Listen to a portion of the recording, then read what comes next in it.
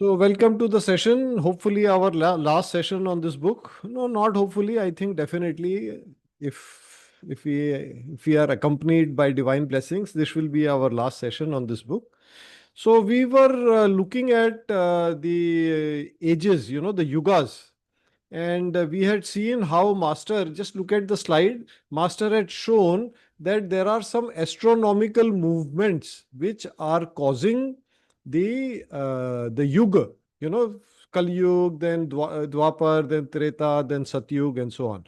All that we had seen, we had read earlier. Now let's move on. Let's read further. We are on page 138. The Dark Age or Kali Yuga is divided into two phases, the ascending Kali Yuga and the descending Kali Yuga, each with a duration of 1200 years. The entire Dark Age, meaning the Kali Yuga or the entire Kali Yuga, has a duration of 2400 years. Now, the thing to note is that um, I think we discussed this already, and later Master will give the dates. But our Kali Yuga actually ended in 1700 AD, and Dwapar had started. But the change is not abrupt, it is a gradual change. The change is spread over hundreds of years. It's not a sharp change that today, until yesterday, it was Kali Yuga and today is Dwapar and suddenly everything will change.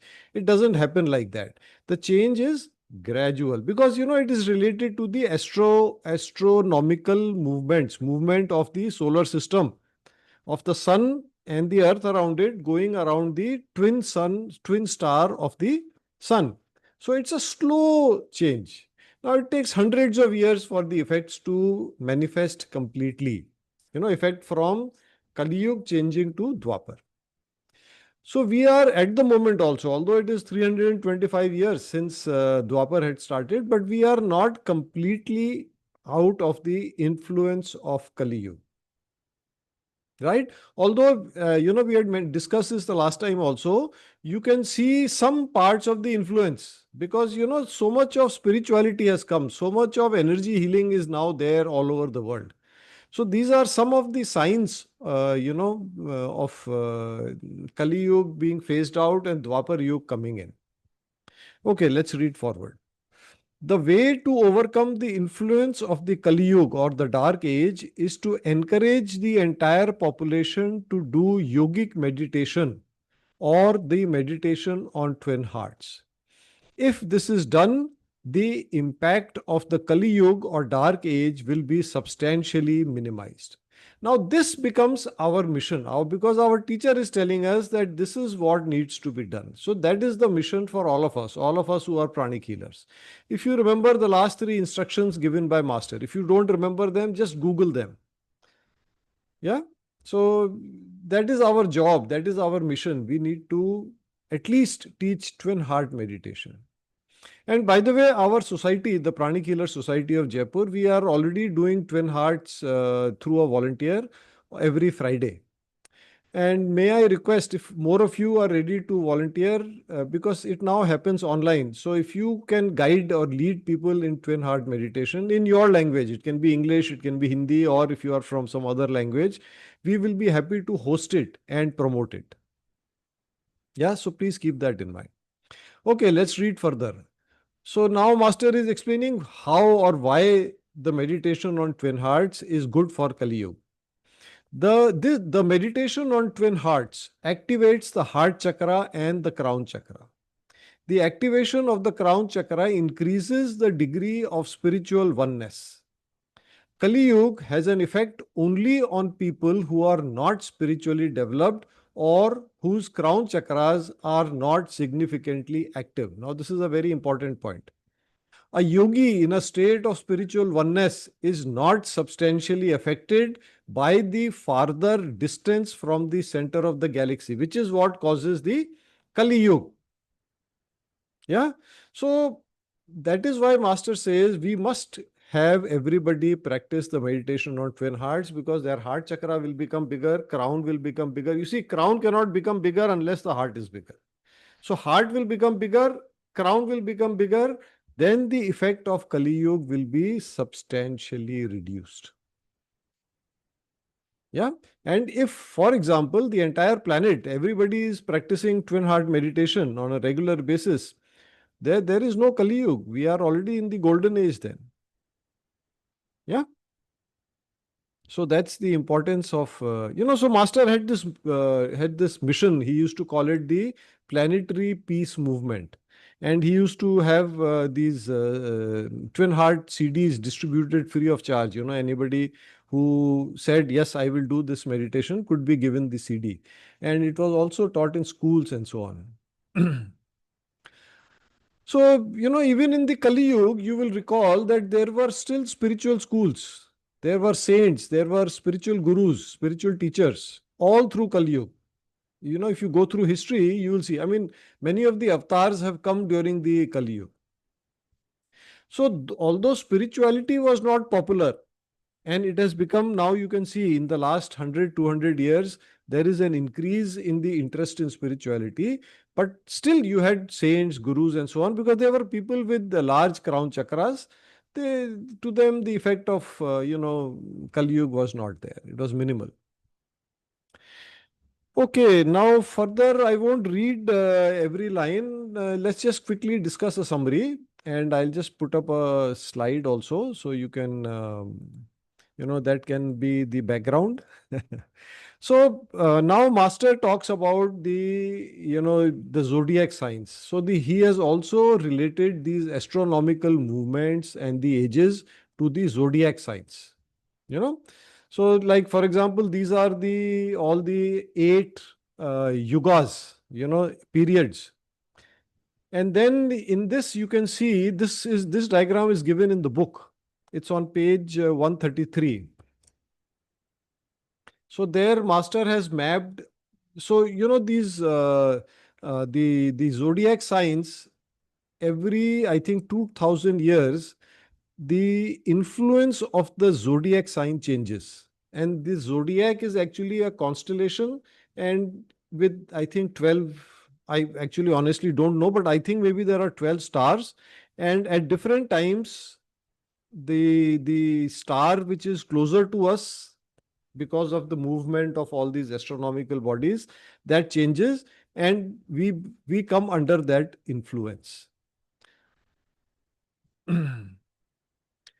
So currently we are nearing the end of Pisces, and we are entering into Aquarius. Again, remember, it is not a sharp cut. It is not like till yesterday it was Pisces, today it is Aquarius. It is a period of transition. It takes hundreds of years. And Master used to explain that, Pisces is a water sign. So if you see in the past few centuries, ships, main mode of long distance travel was ships. And main, strength of a country was known by, of course, its army, but also its navy. Some of the major, empires and, nations were called powerful because they had navies. So that was so mastery over water was very important. Now, as we are coming into Aquarius, Aquarius is an air sign. So now aircraft, and if you look at, military strength and missiles and drones and, space travel, there is a lot of interest. Wireless communication has become the main method. I'm sure most of you, when you are connecting with me, there is no wire coming to your device, correct?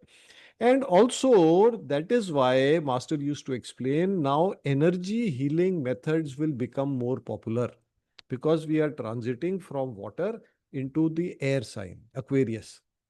So, in the next couple of centuries or few centuries, it is expected that our energy based healing methods will become more and more powerful. So let's jump to page. There's a lot of dates. I hope you have already read this yourself, but if you haven't, please just read them. Now I'll come to page 145. MCKS is not an astrologer nor an astronomer. His knowledge of these fields is minimal. He wrote this article in order to clarify this important subject. The calculations are rough approximations. The spring equinox has been used in the calculation because this is more popularly used and understood at the present time. Yeah, so master is, in his accuracy always, master is never, he will never boast or claim knowledge that, he may not have. So he's very, very honest and very accurate and very humble. So this is something that in his humility, he is trying to show us. Just a little explanation about equinox. So equinox is the day in the year, in every year, twice in the year, the daytime and nighttime are equal. You may be aware, for example, if you're living in the northern hemisphere, somewhere in December around Christmas, we have the shortest day of the year. And in June, I think it is 22nd June or 23rd June or something like that, we have the longest day. But in March and in September, we have two dates. Now, in the year 2025, it was 20th March and it will now be 22nd September when the daytime and nighttime are equal. So that is called the equinox. Yeah. Okay, let's read forward. Master begins a new section, avatars and the zodiac signs. Now, this is where spirituality now gets connected with astronomy. The symbols utilized by the recent avatars were mostly based on spring equinoxes. So then he talks about Lord Jesus. I mean, I'm not going to read every word or every line, but let's read about Lord Krishna, the next part.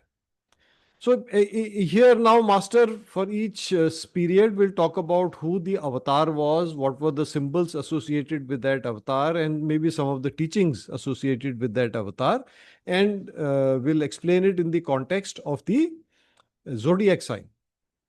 So Lord Krishna was the avatar during the period of Taurus for the spring equinox and Scorpio for the autumn equinox. So there are two equinoxes. March time is the spring equinox and autumn time is the September time is the autumn equinox. This is why the cow is usually associated with Krishna, and the disciples of Avatar Krishna were called gopis, which literally means milkmaids.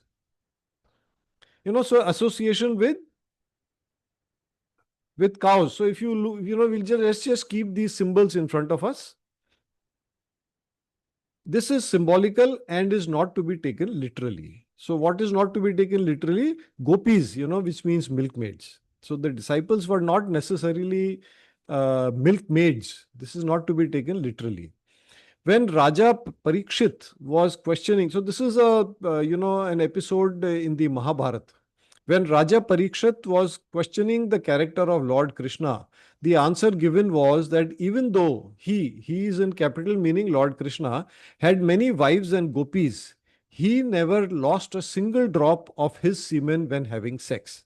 Now there is an asterisk and footnote, except for procreation purpose, because you may be aware Lord Krishna had many children.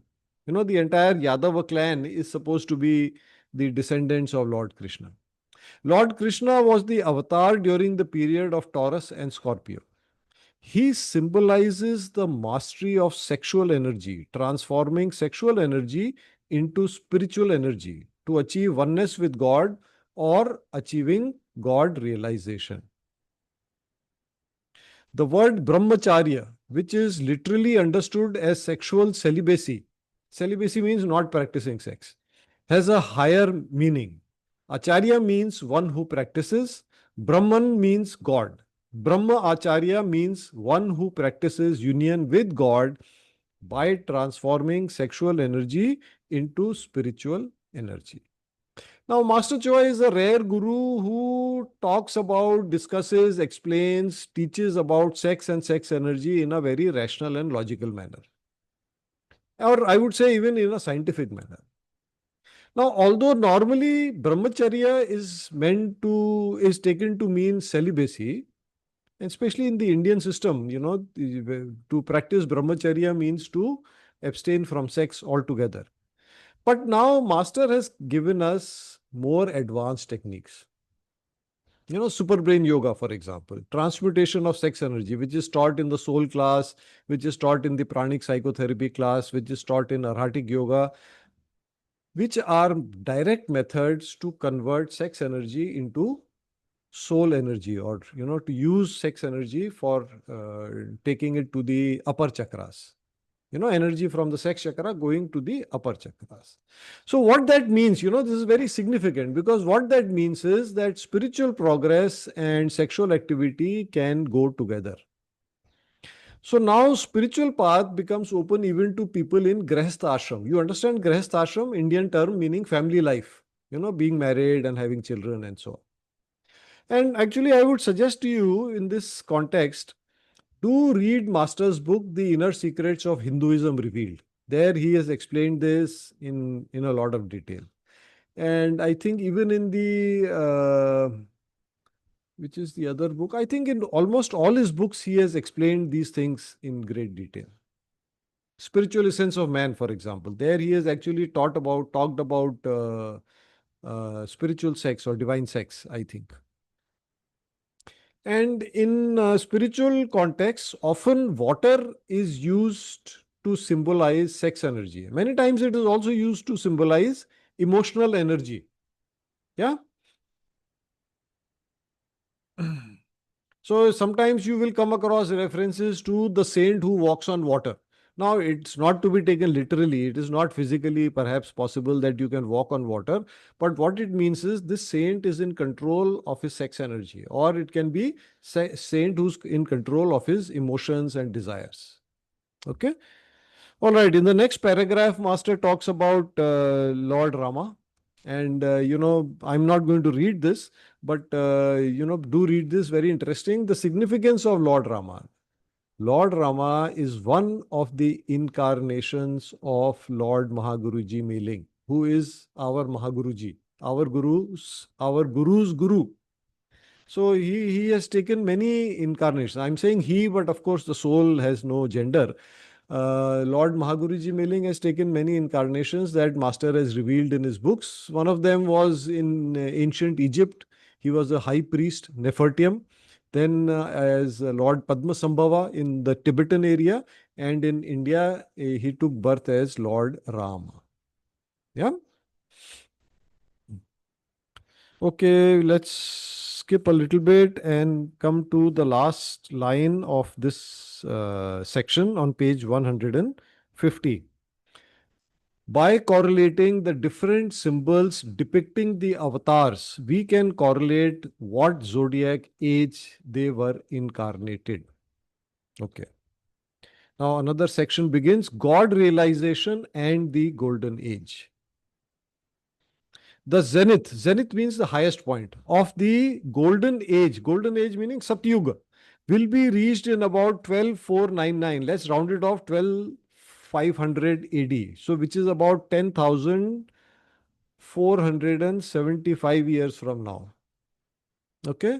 About 10,493 years from the year 2006 AD. Why 2006 AD? What is the significance? That is the year this book was published. The entire golden age will last up to 17299. Let's again round off, 17300 AD, about 15,293 years from the year 2006 AD. The human race has evolved to its present high level that it is possible for hundreds of thousands in India we call lakhs, or even millions will mean tens of lakhs or crores of disciples to achieve soul realization, or even for some God realization, the level of a holy master within this period. Within this period means the time up to 17300 AD. Now big if the following conditions are met. And by the way, it cannot be one of these conditions. More or less all of them have to be met. So what are these conditions? Practice humility. Give up pride and self-delusion. I think the two go together. It's like yin and yang. What do we have to give up? Give up pride and delusion and practice humility. Practice loving kindness, give up anger, hatred, and vindictiveness. So, the first virtue that Master taught us, loving kindness, non injuriousness. Practice generosity, avoid greed and stealing in its different aspects. So, again, another of the five virtues. Practice a mature type of honesty. Now, when Master says mature and he puts it into quotations, what it means is you have to remember that to be honest, you cannot become unkind, you cannot become injurious. So, mature means yes, you convey the truth, but you do it in a manner that does not hurt other people. Yeah. Avoid maliciousness and exploiting lies. That is a complete no, no. Practice moderation. Avoid excessiveness. So you can see that these are the five virtues that we talk about usually, and these are in pairs. What to do, what not to do. And then there is an 11th, which actually summarizes all the 10. Do not allow yourself to be enslaved by your lower nature. These weaknesses are the downfall of disciples. So this is very important information. I request, please take a, make a like a, what should I say? These two pages, get them photocopied, put them on a wall in front of you and see them every day. These are things to internalize, to implement in our life. And on each of them, we need to do introspection. We need to identify through self awareness, self honesty. How can I be more kind and loving? How can I be more generous? How can I be do the, each of these things. And then Master has given us techniques. For example, inner reflection, firm resolution. He has given us the blue triangle practice. So use those techniques. And remember, Master has also given one very useful advice. Break one stick at a time. Don't try to do all the 11 virtues at the same time. Difficult. And what may happen is you may not see any change at all. Better take one thing, work on it. Second thing, work on it. So if you are in the Arhatic school, you know that we have this practice of, every 3 months or 2 months or 3 months, we change the virtue. You see, also many of them are interconnected. So do one virtue or one weakness for some time and then move to the next one. Now, Master says all this will help us realize, achieve self realization, God realization, what in Hindi we call Atma Gyan and Brahma Gyan. But why? Why should I care about that? Why don't I just live my life having a lot of fun? What's wrong with that? Why don't I just try to enjoy life? Why do I need to think about all these things? Because they're not easy, right? None of them is easy. My friends, this is the only way to escape the misery of life. You see, Buddha has put it very, very accurately and very crisply. है ना बहुत कम शब्दों में in very few words he has said sarvam dukham. If you are familiar with these four noble truths, the first noble truth is sarvam dukham. Everything is misery. There is this cycle of life and death. You are born and then you go through childhood and then young adulthood and then old age and then you die and then you come back again. And there is so much misery, so much pain, so much suffering. Only way out of this is through first self-realization and then God realization. It's like it's like a school. You will keep going back to the same school. But if you want to go or get out of that into a higher college or a higher university, you have to pass the test. And the only method is through self-realization and later God realization. Yeah. And that is the only guarantee of permanent happiness, permanent joy. Apart from spirituality, there is no option for permanent joy. Yeah. Okay. Disciples all over the world should take advantage of this great opportunity by reincarnating as frequently as possible especially during the golden age. So, what this tells us, what Master is telling us is that we have some choice or some control or some influence over when we are going to incarnate. Yeah. Maintain the purity of the teachings of Arhatic Yoga and practice Arhatic Yoga diligently. This is the final instruction Master has given in this book. And then some blessings. Peace be with you. God's blessings be with you and your family. Blessings of the Lord Mahaguruji Meling and all the great ones be with all of you. MCKS.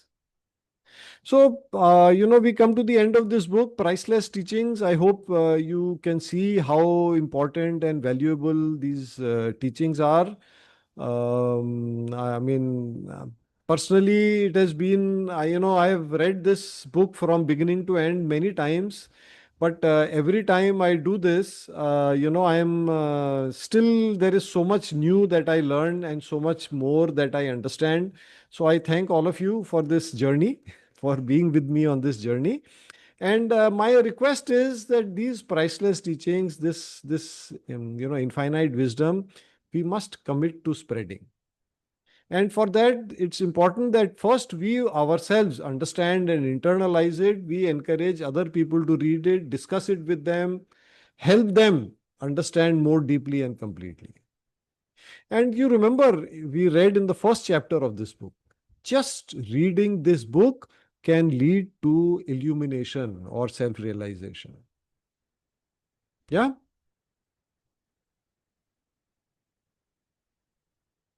So we come to the end of this. Now I had promised we will do a special process today, but we will turn off the recording.